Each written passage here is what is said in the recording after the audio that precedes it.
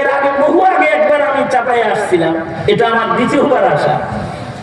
এই 26 বছরের কর্ম আর মুবাল্লিগের জীবনে দুইবার আইছি না, মানে আজকে শুদ্ধ দুইবার। তারপরেও যে আপনাদের সাথে দ্বিতীয়বার আসা হয়েছে, ওই আমার আগের আশাটা মনে হয় মানুষের না, এটা আল্লাহর। আল্লাহ এটা মানুষের সিনায় সিনায় আমানত রাখছে। আল্লাহ বলে এই ভারী আমানতটা আমি পাহাড়কে দিছিলাম, আকাশকে দিছিলাম, ওরা নেয় নাই, মানুষ নিছে, ওদের সিনায় এটা নিছে ওরা। কিন্তু ওরা জালেম, ওরা জাহেল, দুটা গালি দিছে। তার মানে বুকে আছে কোরআন, কিন্তু কোরআন মানে না, মানে মানব রচিত মতবাদ। বুকে আছে কোরআন, ওদের মানুষের বুকে আছে কোরআন আমানত, কিন্তু ওরা কোরআনের শাসন কায়েম করে না, লেনিন কার্ল মার্ক্সের মতবাদ কায়েম করবার চায়। ওরা কোরআনকে ফলো করে না, লাল চামড়ার দার্শনিকদেরকে ফলো করতে চায়। এখানে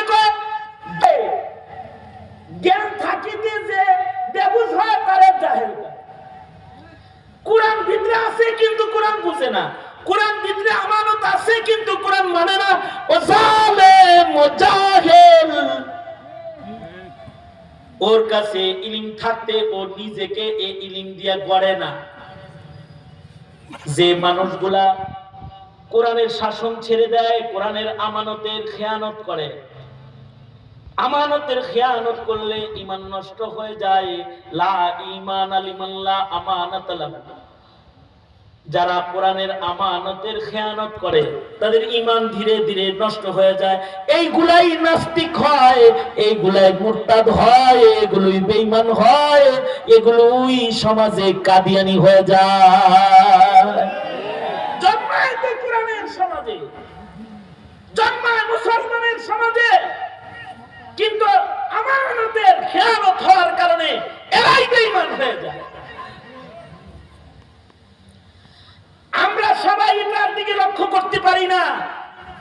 ধন্যবাদ দেন আজিজিয়া মাদ্রাসার প্রতিষ্ঠাতাকে, যে গ্রামের পক্ষ থেকে তিনি এটা খেয়াল করে একটা নিজের জমিন মাদ্রাসার জন্য দিচ্ছে। আমরা সবাই খেয়াল করতে পারি না।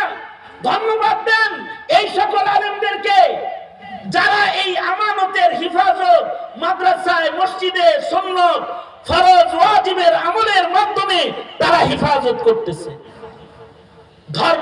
ধন্যবাদ দিতে হবে অবশ্যই ওই রাজনীতিবিদদেরকে যারা তাদের সিয়াসত আর রাজনীতিকে ভারতের কুফরি মতবাদ প্রতিষ্ঠার জন্য করে না, যারা আল্লাহর জমিনে আল্লাহর কোরআনের আইন প্রতিষ্ঠার জন্য যারা রাজনীতি করে, ধন্যবাদ দিতে হবে তাদেরকে।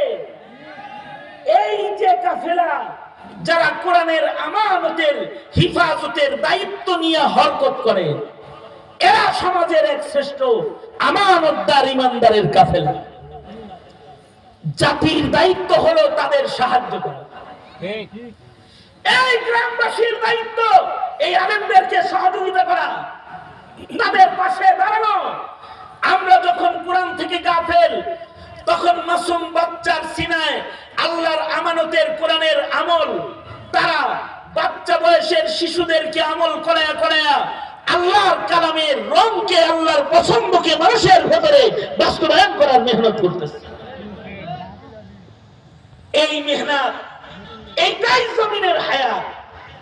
এই মেহনত যদি না থাকে তো কিয়ামত হবে, এই পৃথিবী আল্লাহ তাআলা রাখবেন না।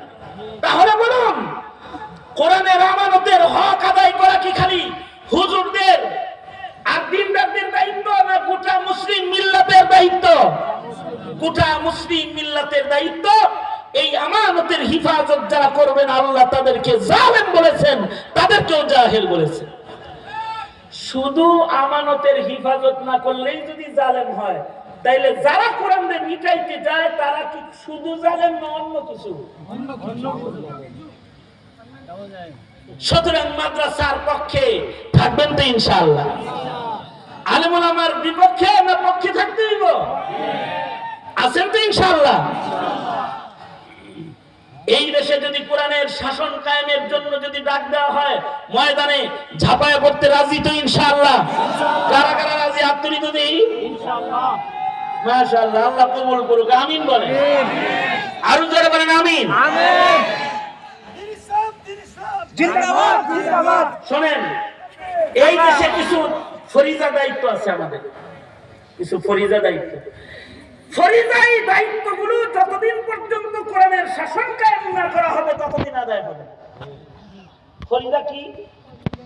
আমরা যতদিন পর্যন্ত এই দেশে নাস্তিকের বিচার প্রতিষ্ঠা করতে না পারবো ততদিন পর্যন্ত আমরা মুসলিম সমাজের প্রজন্মের ঈমান বাঁচাইতে পারবো না। আর আপনি যে নাস্তিকের বিচার এই দেশে কায়েম করবেন, এই মানব রচিত মতবাদ দিয়া কঠিন কালেও সম্ভব না। কোরআনের হুকুমত, বিচার ব্যবস্থা কোরআনের আলোয় কায়েম করতে হবে, তাইলে এদের বিচার প্রতিষ্ঠা হবে, তাইলে চোরের হাত কাটা যাবে, জানাকারকে সংবিচার করা হবে, ডাকাতকে শুলিতে চড়ানো হবে। ঠিক কিনা করে আওয়াজ করে বলে কায়েম হবে, ইনশাআল্লাহ। মদখোরের বিচার হবে, তখন দেশে মদন থাকবে না। আর এইরকম রঙের আঘাত কইরা এদেশে নেশাদ্রব্যের বাজার কায়েম করতে পারবা, নেশাগ্রস্ত সমাজকে সুস্থ সমাজে রূপান্তরিত করতে পারবা না। সুতরাং দিন কায়েমের স্বপ্ন দেখি, মুসলিম মিল্লাতরা ঐক্যবদ্ধ হই। সময় এসেছে স্বাধীন সার্বভৌম জমিনে কোরআনের পতাকা উড্ডীন করার সময় এখন এসেছে। এটাকে কাজে লাগাই আর এই মাদ্রাসার পাশে দাঁড়াই, পারবেন ইনশাআল্লাহ? আপনারা আমার পূর্বের আলোচক যিনি, তাদের কাছে আপনাদের মালিক কোরবানি পেশ করেছেন।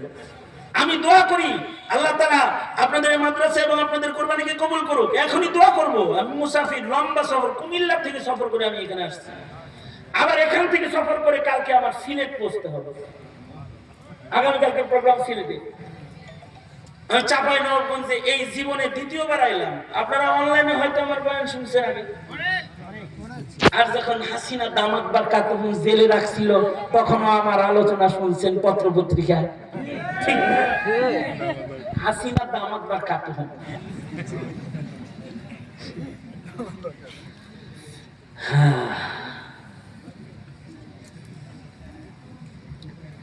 এর আগে বহু আগে একবার আমি চাপাই আসছিলাম, এটা আমার দ্বিতীয়বার আসা। এই 26 বছরের কর্ম আর মুবাল্লিগের জীবনে দুইবার আইছিলাম, মানে আজকে শুদ্ধ দুইবার। তারপরেও যে আপনাদের সাথে দ্বিতীয়বার আসা হয়েছে, ওই আমার আগের আশাটা মনে হয় কবুল হয়েছিল দেখে দ্বিতীয়বার আবার আল্লাহ দিয়েছে। তা আপনাদের সামনে আসলাম, আপনাদেরকে এই মাদ্রাসাটা আমানত দিয়ে গেলাম। এই মাদ্রাসাকে দল মত, মাসাইলের ইখতিলাফ, দলাদলি ফালাফালি এগুলোর বাইরে থেকে মাদ্রাসাটাকে কোরআনের মার্কাজ হিসেবে পাহারা দিবে। ইনশাআল্লাহ পারবেন না? ইনশাআল্লাহ। আল্লাহ আপনাদেরকে তৌফিক দান করেন। কারা কারা এই মাদ্রাসার পক্ষে আছেন?